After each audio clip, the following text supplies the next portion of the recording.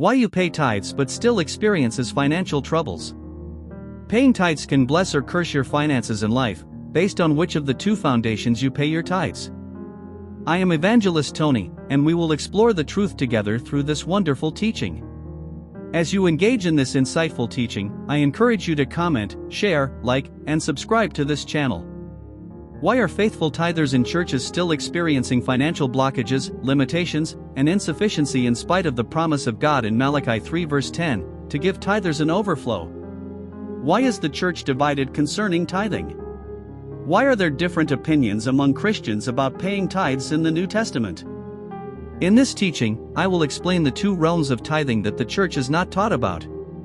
I will also explain which realm of tithing brings the blessings, and which realm brings a curse on your life, and why the church is using the wrong tithing method.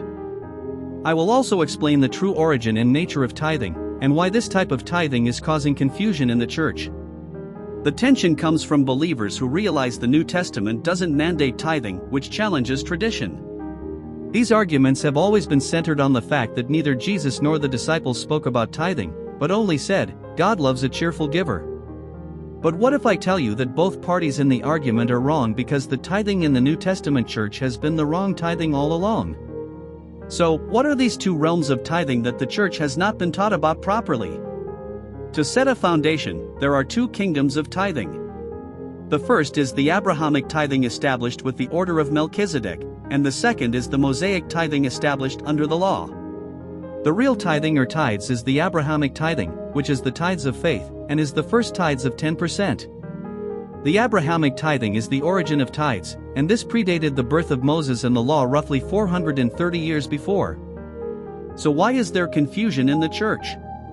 Why are Christians teaching that we should not pay tithes because tithing is of the law?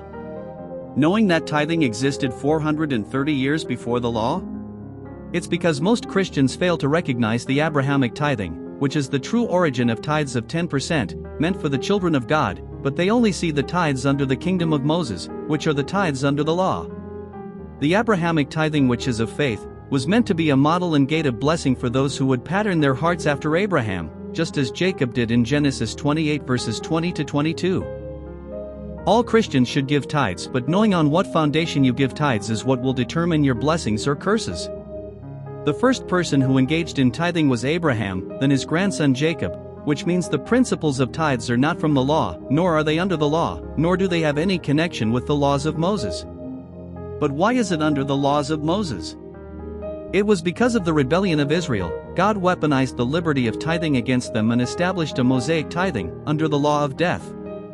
Galatians 3 verse 19 says, why then the law? It was added because of transgressions.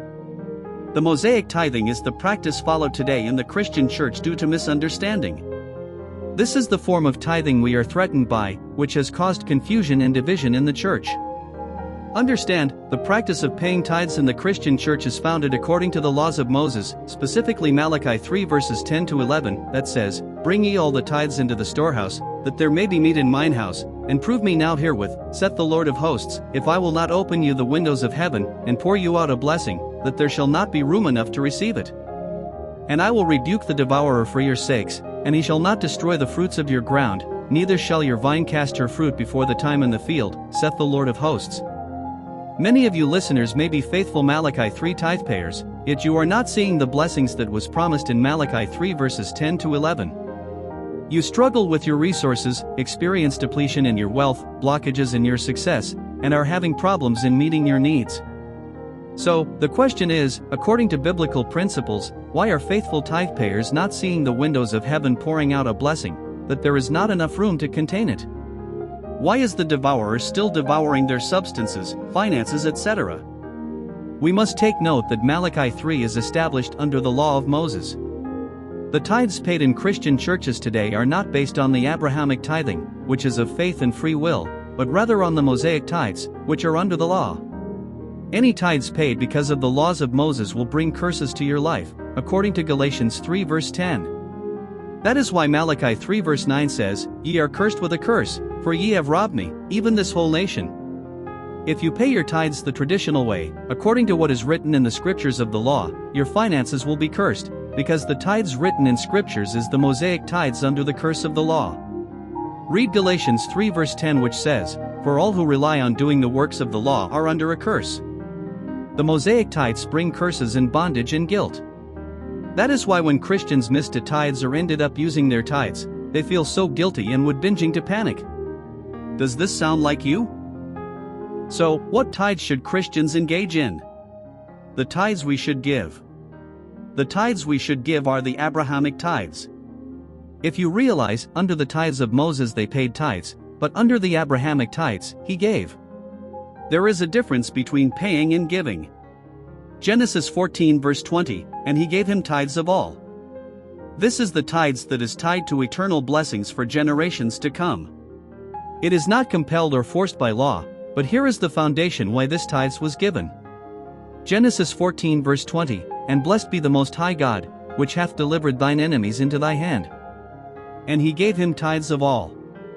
Take note, he gave tithes because he was grateful for God having delivered his enemies into his hands. No one told Abraham to give tithes, and there was no law about 10%. So why did Abraham give it?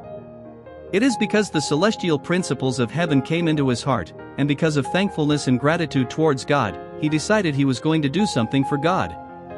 He decided that he was going to give God 10% of all that God gave him and prospered him by. That was an act of gratitude, not law or commandment.